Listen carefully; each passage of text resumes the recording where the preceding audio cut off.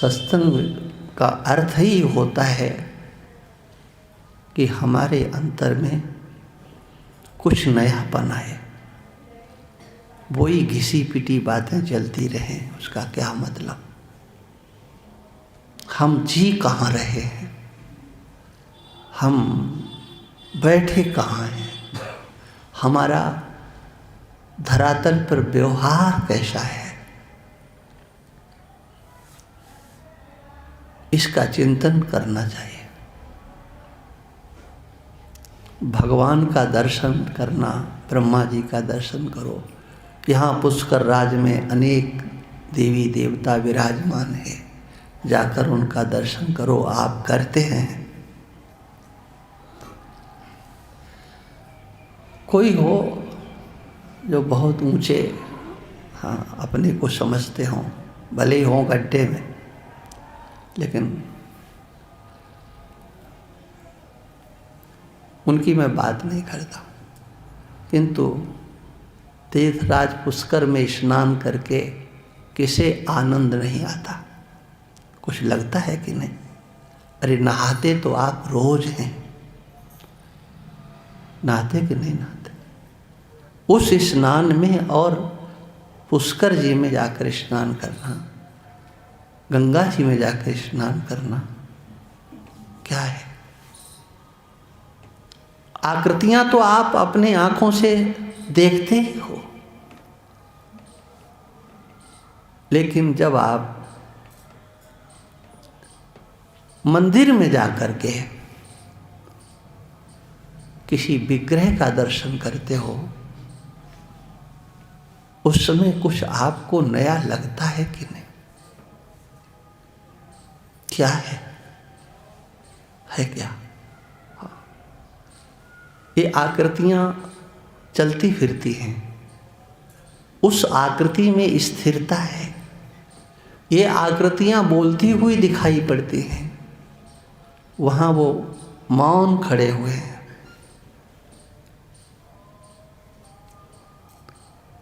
लेकिन वहां जाकर के दर्शन करके आपके मन को प्रसन्नता होती है कि नहीं? और ये उत्कंठा आती कहाँ से है? ये भाव आता कहाँ से है? बहुत कष्ट उठाना पड़ता है। कहीं कहीं पर तो लाइन लगती है 2-2 किलोमीटर, 3-3 किलोमीटर, और धक्का मुक्की भी बहुत होती है वहाँ तक पहुँचने में। हाँ, जब तक नहीं पहुँचते तब तक तो मन में ये आता रहता है कि अब नहीं आएंगे, एक बार आ गए हो गया, अब नहीं आएंगे, ऐसा आता है। लेकिन वहाँ पहुँचने के बाद वह तकलीफ, वह पीड़ा कौन हरण करता है ना? आप जब निकलते हैं तो क्या उस समस्या को लेकर के कभी बैठ के सोचते हो? हाँ, नहीं सोचते हो, भूल जाते हो। और फिर जाते हैं। हमने तो नहीं देखा एक बार कोई उब गया हो, बड़ा तकलीफ हो, दोबारा न जाता हो। हाँ, सोचता है कि अब समय अच्छा देखें कि जब वो सब भीड़ नहीं मिले, लेकिन जाना जरूर है। तो वहाँ क्या है? अब पुष्कर जी का स्नान कब से कर रहे हैं आप लोग बताओ? कब से हो रहा है स्नान, ये पता है? 40 साल। 40। तो आप ये बताओ उसमें नवीनता क्या है? कहाँ से ये उत्कंठा आती है? भाई बस आया कार्तिक, आई एकादशी, चलो भाई पुष्कर। ये नेताओं के द्वारा कोई ऐसा कार्यक्रम नहीं किया जा सकता है कि एक जगह पर वो एक कार्यक्रम करें और दोबारा दूसरे साल वहीं फिर करें, तीसरे साल वहीं करें और लोग पहुंचते रहें।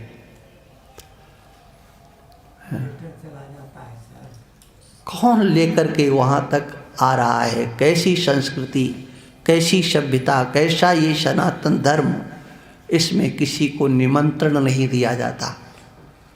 और जबकि पता है कि कहाँ पुलिस वाले रोकेंगे, कहाँ कितना कष्ट होगा।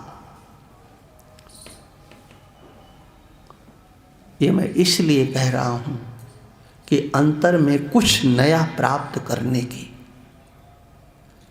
घर में वही, यहाँ पर भी ये ईंट पत्थर ही तो है जो वहाँ है। हो सकता है यहाँ सुविधा नाम की कोई चीज़ नहीं हो, और आप जानते हो कि क्या सुविधा, क्या कमरा, क्या कैसा, लेकिन फिर भी आपके अंदर कुछ है जो आपको इधर आकृष्ट करता है। और वह क्या है? यही है सनातन धर्म का मूल। हमारे यहाँ पर कोई उपदेश नहीं किया जाता कि भाई अब पूर्णिमासी आने वाली है, निकलना है, अब अमावस्या, अब ग्रहण। केवल पंचांग में एक पंक्ति लिखी होती है। जैसे कुरुक्षेत्र में सूर्य ग्रहण पड़ता है, प्रभास क्षेत्र में जब चंद्र ग्रहण पड़ता है, केवल लिखा होता है चंद्र ग्रहण, सूर्य ग्रहण, और प्रशासन के हाथ पैर फूलने लगते कि ये तो लिखा है पंचांग में, और आफत उनकी आने लगती है और उन्हें ये भी नहीं पता होता है कि कितने आएंगे, है ना। ये हमारी अनादिकाल की परंपरा है, कोई एक दो दिन की नहीं है, एक आजकल का नहीं है, और जाने कब से चल रहा है। इसलिए मैं कह रहा हूं कि कुछ नवीनता आपको अपने गांव से, अपने परिवार से, वहां अन्यत्र कुछ लगता है, कुछ नया है, और उस ओर आकृष्ट होते हो, कुछ अच्छा है, और आपके अंदर आह्लाद, प्रसन्नता आपके अंदर आती है। कौन है, कहाँ गए थे? बोले भगवान का दर्शन करने गए थे, दर्शन करके आ गए। बोले हाँ, दर्शन करके आ गए। और पहले जिस भीड़ से वो परेशान होता है ना, तो फिर बाद में उसको अच्छा भी लगता है। अरे बोले भीड़ बहुत थी भाई, हाँ भीड़ बहुत थी, माने अब उसे दुख नहीं हो रहा है, उसके दुख का हरण किसने कर लिया। ये मैं इसलिए कह रहा हूं कि उन नास्तिकों को समझ में नहीं आएगा, उन विधर्मियों को समझ में नहीं आएगा कि तीर्थों में क्या है, मंदिर के अंदर कौन बैठा है। बोले वहां कोई भगवान हो सकता है क्या? पूछो करोड़ों करोड़ों जनता से।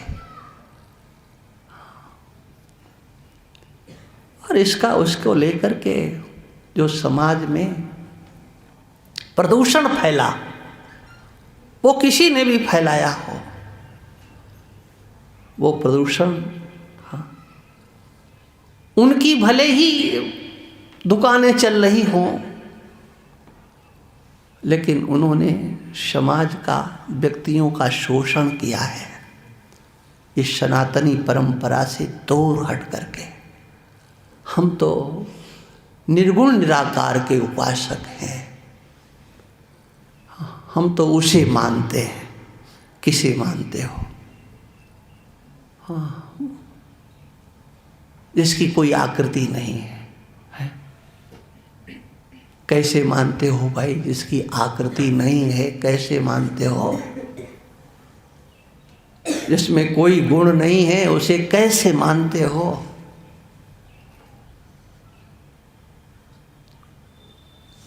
क्या आधार है? उससे आपको क्या मिलता है?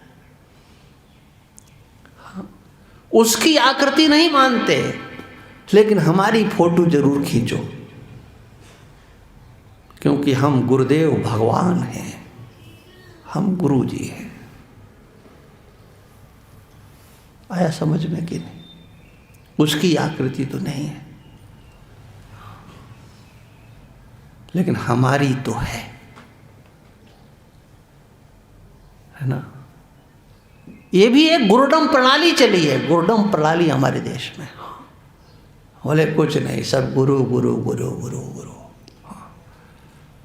अरे गुरु क्या कहा? गुरु ब्रह्मा है। अरे तुमने ब्रह्मा को देखा है कि उसको तुमने ब्रह्मा बना डाला? देखा? विष्णु को देखा, शंकर को देखा? इन महानुभावों से कोई नहीं। अच्छा, सब अपने चेलों को सब ये पढ़ाएंगे श्लोक। हाँ, गुरु कोई साधारण चीज नहीं होता है, वो तो बहुत बड़ा होता है। इतने से नहीं रुकते हैं। गुरु साक्षात परब्रह्म,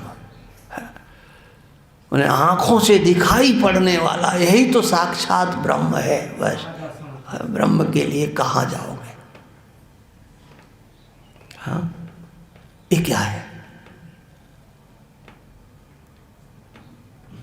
माने प्रत्यक्ष किसको कहा जाता है? आप आकृति को मानते नहीं हो तो प्रत्यक्ष क्या है? साक्षात क्या है? सामने।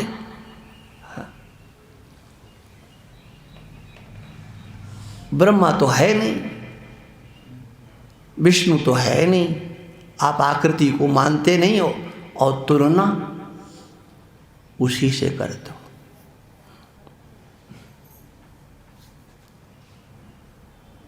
ये मैं इसलिए कह रहा हूं कि उस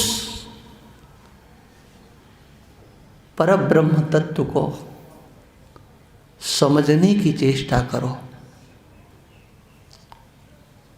ब्रह्मैवेदं वेदम सर्वम, सब कुछ ब्रह्म है,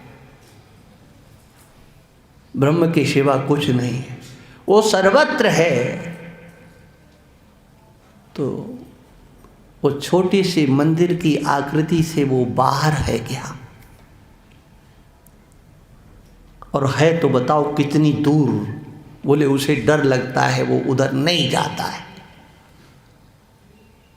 तो वो सर्वत्र कैसे हो गया?